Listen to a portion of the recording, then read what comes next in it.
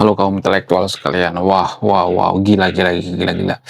Makin panas kasus daripada Pak Yusuf Kala, makin banyak banget orang yang melaporkan.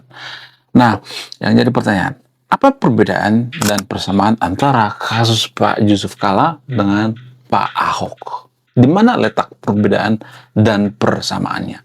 Kenapa dulu Pak Ahok itu cepat ditersangkakan? Nah, yang jadi pertanyaan, kenapa bisa seperti itu? Apakah karena Pak Ahok itu minoritas? Apakah karena Pak Ahok itu Kristen? Apakah karena Pak Ahok itu banyak yang memusuhi saat itu? Apakah karena Pak Ahok itu sengaja dipolitisasi? Bagaimana fakta yang sebenarnya? Apa perbedaan dengan Pak Yusuf Kala? Apakah karena Pak Yusuf Kala itu mayoritas? Apakah karena dia ketua masjid di seluruh Konoha? Apakah karena dia sangat-sangat ditakuti? Apakah karena punya pengaruh? Apakah karena punya privilege jadi mayoritas? Bagaimana fakta yang sebenarnya? Saya tidak akan menyimpulkannya. Silakan simpulkan sendiri ya. Apakah ini berpengaruh atau tidak? Apakah bias mayoritas itu berpengaruh? Jadi, suka tidak suka, mau tidak mau, ternyata bias mayoritas itu sangat-sangat mempengaruhi. Kemudian kalau misalnya mengatakan, apa pengaruhnya? Nanti akan saya jelaskan ya. Kemudian, kalau misalnya Anda mengatakan, oh video Pak JK itu kan dipotong. Emang video Pak Basuki nggak dipotong gitu? Emang video Pak Ahok nggak dipotong? Ya sama-sama dipotong juga gitu. Video Pak JK dipotong, video Pak Ahok juga dipotong. Nah, yang jadi pertanyaan, sama-sama dipotong, tapi kenapa perlakuannya beda? Saya cuma bertanya, saya tidak akan menyimpulkannya. Kenapa bisa seperti itu? Kenapa Pak JK itu sekarang masih aman-aman aja? Apakah Pak JK ini punya kekuatan yang super duper luar biasa gitu? Bagaimana persamaan dan perbedaannya? Kemudian baru-baru ini Pak JK mengatakan ada kemungkinan melalui kuasa hukumnya, ada kemungkinan untuk berdialog. Nah, yang jadi pertanyaan, kenapa Pak JK membuka opsi dialog? Apakah dia akan minta maaf gitu? Kemudian, selain itu, kalau misalnya Pak JK minta maaf, lalu dimaafkan oleh orang-orang Kristen, sementara Pak Ahok dulu minta maaf, tapi tetap diproses. Kenapa bisa seperti itu? Apakah orang Kristen itu sebenarnya bukan pendendam? Kalau misalnya dimaafkan, selesai masalahnya. Lalu Pak Ahok dimaafkan, tapi diproses gitu. Pak Ahok dulu minta maaf, tapi diproses. Bagaimana dengan Pak JK? Kalau Pak JK ini minta maaf, akan diproses apa enggak? Kemudian sebenarnya kalau boleh jujur, ada satu kebaikan daripada Pak JK terhadap umat Kristen tanpa kita sadari. Apa itu? Jadi dulu ada satu pendeta dari Konoha yang diduga menista agama. Tapi ketika bertemu dengan Pak JK, pendeta ini tidak diproses, dimaafkan. Pendeta yang saya masuk ini, pendeta yang sangat-sangat terkenal, punya jam Rolex. Ya, kata kuncinya punya jam Rolex. Nah, yang jadi pertanyaan, pendeta siapa yang saya maksud? Pendeta yang saya maksud itu adalah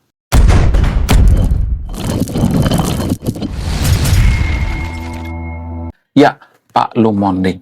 Jadi dulu Pak Lumonding itu pernah sesumbar diduga ya mengucapkan kalimat yang kontroversial sehingga banyak orang ingin melaporkan Pak Lumonding ini. Lalu dia bertemu dengan Pak JK. Pak JK bersalaman, ya kemudian ada dialog dan sebagainya sehingga Pak Lumonding ini gak diproses. Nah, ini jarang dibongkar guys.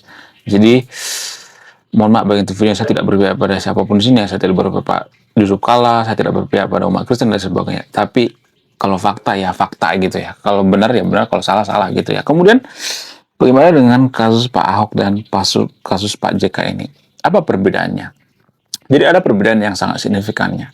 Dalam kasus Pak Ahok itu, kalau saya perhatikan Muhammad bagian videonya, itu kan lebih detail dia ya. Masuk ke dalil gitu, ke ayat. Jadi kalau Pak JK itu kan enggak. Dia lebih ke ranah ideologi ya, bukan ke dalil gitu ya. Dia tidak menyebutkan dalilnya gitu ya.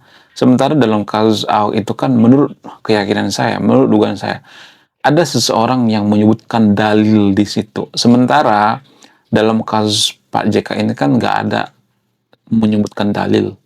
Ya, kemudian itu bicara seputar ideologi gitu. Nah, yang jadi pertanyaan, mana yang paling parah, kasus Pak Ahok atau kasus Pak JK? Saya tidak akan menyimpulkannya, silakan simpulkan sendiri gitu ya. Apakah kasus ini disinformasi atau kasus daripada penistaan agama? Silakan simpulkan sendiri, saya tidak akan menyimpulkannya. Kemudian selain itu, kalau misalnya nih suatu saat ya, jika misalnya Pak JK ini dimaafkan, apakah umat Kristen akan melanjutkan proses atau tidak? Menurut kalian gimana? Coba tulis kolom komentar ya. Apakah kalian setuju kalau memaafkan Pak JK ini masalah selesai gitu? Coba tulis kolom komentar ya. Kemudian di sisi lain, pendukung daripada Pak JK juga mengatakan bahwa Pak JK ini adalah bapak bangsa. Ya, kemudian dia juru damai dan lain sebagainya.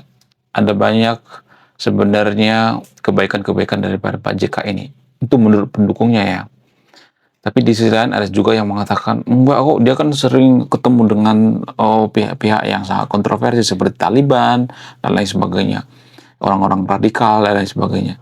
Jadi sangat-sangat kontroversi sekali ya. Tapi gini guys, mohon maaf bagian video ini saya tidak memojokkan siapapun di sini ya. Kalau menurut keyakinan saya, kenapa orang seperti Pak JK ini muncul ke permukaan? Kenapa banyak mengidolakan? Kenapa terpilih jadi wapres dan sebagainya itu?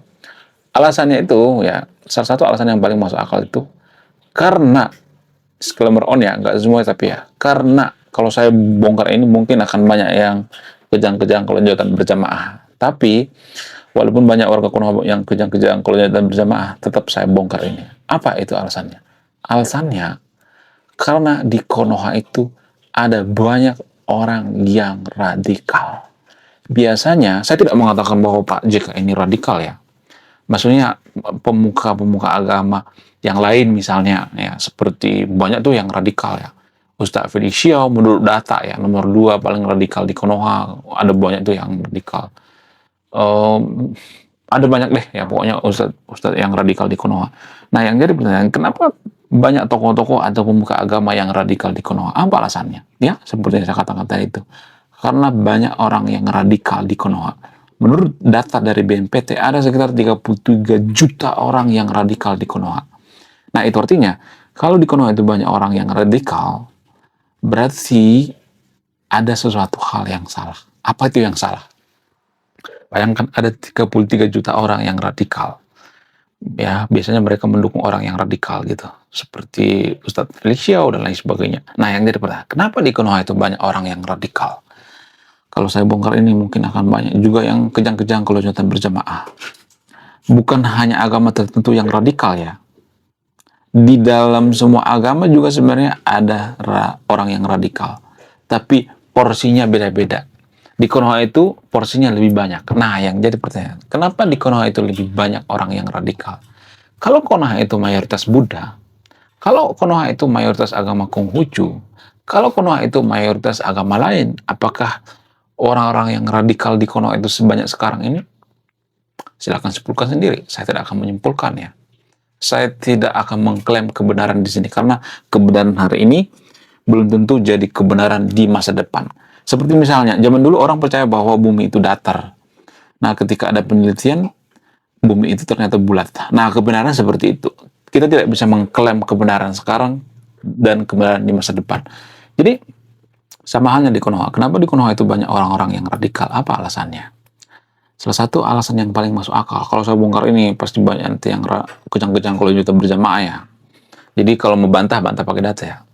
Alasannya itu, karena warga Konoha itu banyak yang tidak bernalar, banyak yang malas baca buku, banyak yang IQ setara gorila. Kita harus mengaku itu, karena menurut data, lagi-lagi kita bicara data, menurut data dari UNESCO, hanya 1 dari 1000 orang yang rajin baca buku warga Konoha. Itu artinya kalau kita malas baca buku, otak kita nggak terasah, kemudian kita mudah terserang yang namanya radikalisme. Orang radikal itu terbentuk karena apa sih sebenarnya? Ini jarang dibongkar ya. Orang yang radikal itu terbentuk karena apa? Karena mereka berpikir hitam putih. Apa sih berpikir hitam putih? Berpikir hitam putih itu hanya berpikir dari satu sudut pandang. Contoh misalnya, di Konoha itu ada orang yang beranggapan bahwa agama saya yang paling benar, agama saya yang paling suci, agama saya yang paling masuk surga, agama lain sesat. Nah, bibit-bibit daripada radikalisme itu seperti ini, guys.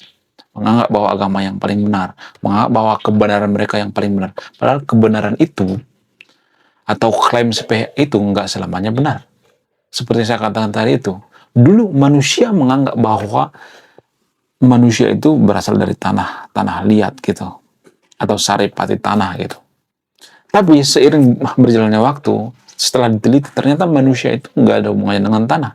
DNA manusia, kita bicara DNA ya, DNA manusia itu nggak ada hubungannya dengan tanah, karena tanah itu makhluk mati, bukan makhluk hidup.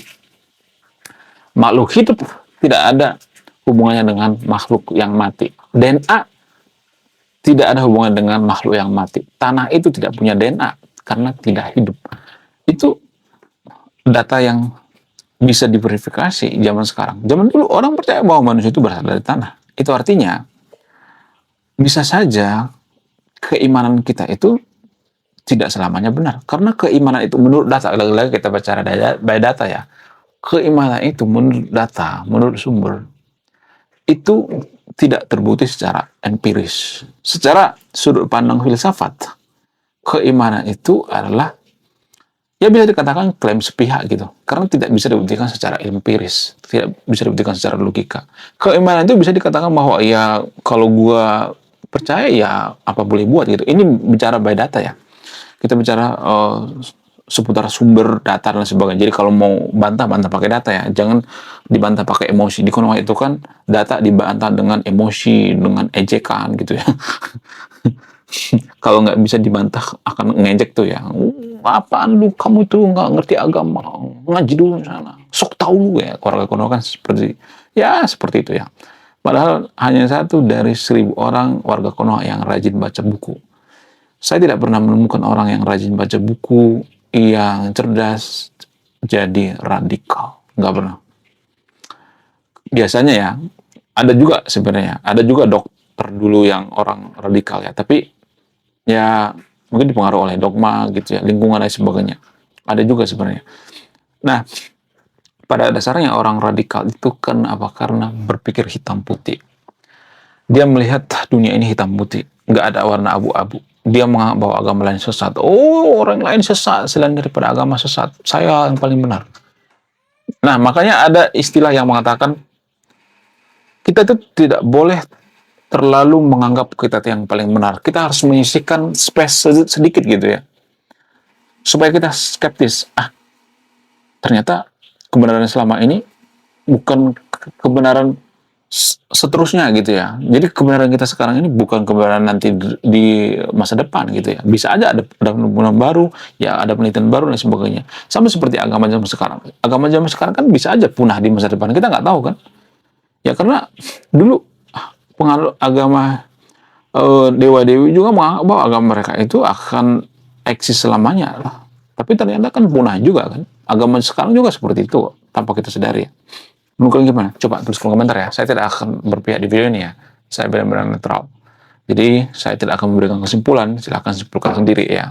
Jadi sama dengan kasus Pak JK baru-baru ini.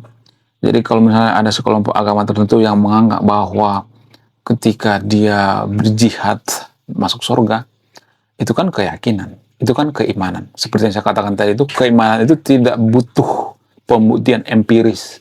Empiris itu artinya diuji berdasarkan data, diuji berkali-kali gitu ya, tidak hanya sekali. Ya, jadi itu ranah keimanan ya. Itu yang jarang kita sadari ya. Menurut kalian gimana? Coba ya tulis di kolom komentar ya. Belum kita lanjut. Jadi guys, kemarin ada yang nanya, lu apa sih kontribusinya bagi negara ini? Lu cuma ngebacot doang, gak ada kontribusi. Nah, kontribusi saya ini guys ya. Saya nulis buku. Riset saya ini bertahun-tahun guys, kurang lebih 5 tahun. Jadi biaya yang saya keluarkan untuk riset buku ini puluhan juta. Namun, saya jual buku ini di bawah 100.000. Gambaran daripada buku ini tentang sisi gelap daripada pemuka agama yang ada di Konoha. Bercerita tentang culture, sisi-sisi gelap politisi, ya, dan lain sebagainya. Sekian videonya, terima kasih sudah menonton kami. Saya kaum intelektual, salam rasional.